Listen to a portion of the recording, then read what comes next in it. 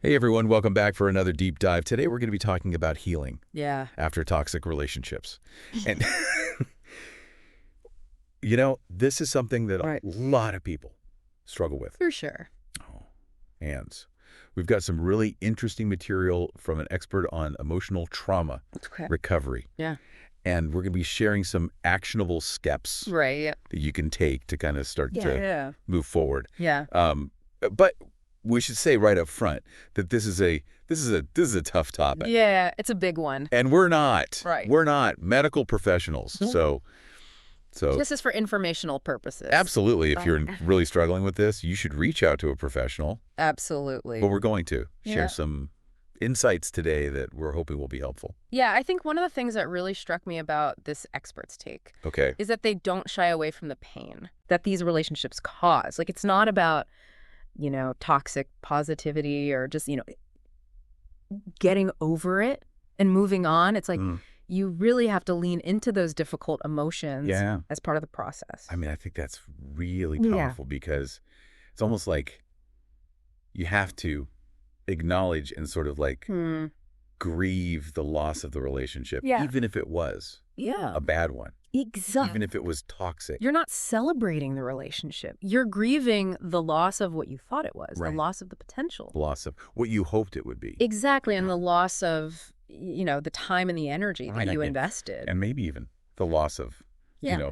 parts of yourself that Yeah. you had to kind of like, Suppress. or change. One of the things that this expert talks about that I thought was interesting is that Okay. holding on to those feelings and pretending that they aren't there Yeah. can actually hinder the healing process.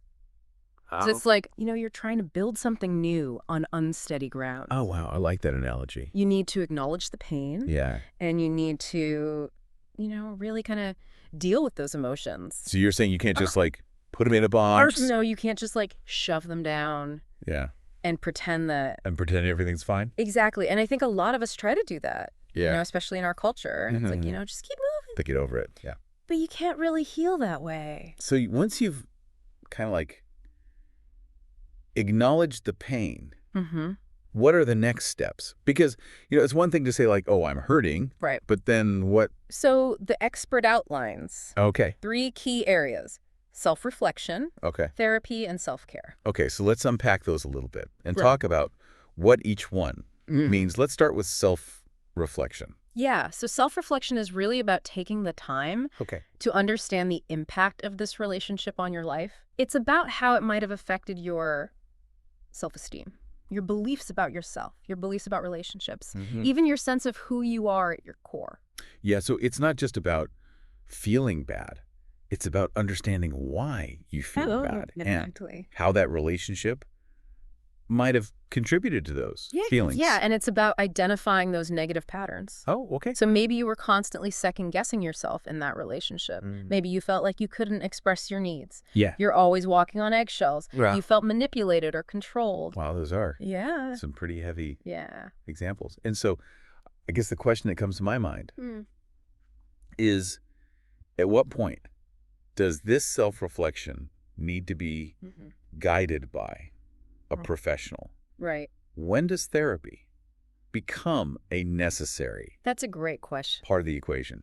While self-reflection is essential, I think therapy can provide invaluable support, Okay. especially when you're dealing with the trauma that's left by a toxic relationship, because a therapist can offer that safe space, to really kind of explore those deep-seated wounds, and they can help you develop coping mechanisms Okay. that are tailored to you. Okay, so it's like personalized guidance Absolutely. for this situation. Exactly, because Yeah. everybody's situation is different. Right. And, Yeah. there's no one-size-fits-all approach. Okay, so, and there's so many different types of therapy out there. There are. I mean, I'm thinking, like CBT, Yeah. which helps you kind of like reframe negative thought patterns, Mm-hmm. or EMDR, Right. which is designed to help you process traumatic memories. Absolutely. So it seems like, finding the right approach for you Yeah. could make a huge difference. And one thing I think is really important to emphasize is that therapy is not a sign of weakness. Right. It's a commitment to your own well-being. It's like, Taking care of yourself. Absolutely. It's like having a knowledgeable guide oh yeah. to help you navigate challenging terrain. Yeah. I like that analogy a lot. And speaking of navigating challenging terrain, I feel like self-care Yes. often gets overlooked Mhm. in these situations Big time. because you're so caught up in the emotional turmoil that you forget to Yeah. take care of yourself. It's essential, not just for healing from a relationship, but for just overall well-being. Right. And this expert really emphasizes that you need to replenish your energy, Okay. nurture your soul, reconnect with things that bring you joy. So what does that actually look Yeah. like in practice? Yeah. What are some things that people can do? It could be anything that feels nourishing and restorative to you. Okay. Spending time in nature, Yeah. reading a good book, listening to music, taking a long bath, practicing yoga or meditation, anything that helps you feel grounded, relaxed, connected to yourself. So it's really about, finding those moments of peace and rejuvenation in the midst of the chaos. Exactly. And I would imagine that having a strong support system is also Absolutely crucial crucial. during this time. Yeah. Because surrounding yourself with people who understand, who listen without judgment, Yeah. offer encouragement, that can make all the difference. That could be friends, family members, Yeah. support groups, It could be anyone. what genuinely cares about you and can provide that sense of Yeah. connection and belonging. Okay. Now, for that kind of intriguing tip that I mentioned earlier, our expert suggests writing a letter to yourself. It might sound a little unusual, but it can be incredibly therapeutic. Okay. To imagine pouring out all of your feelings and thoughts and experiences onto Yeah. paper. It's like acknowledging your own strength and resilience. And offering yourself words of comfort. Wow. And encouragement. I can see how that could be really powerful to kind of process everything you've been through. And it's a way to honor your own journey, to acknowledge the pain, but also to celebrate your resilience. Yeah. And your strengths. And it's a reminder that you're not alone. Yeah. Then you deserve love and compassion, especially from yourself, yeah. Okay, so to recap, acknowledging the pain, diving into self-reflection, seeking professional guidance through therapy, prioritizing self-care, and cultivating a supportive network. Yes. These are all essential steps on the path to healing. And remember, healing is not linear. Right.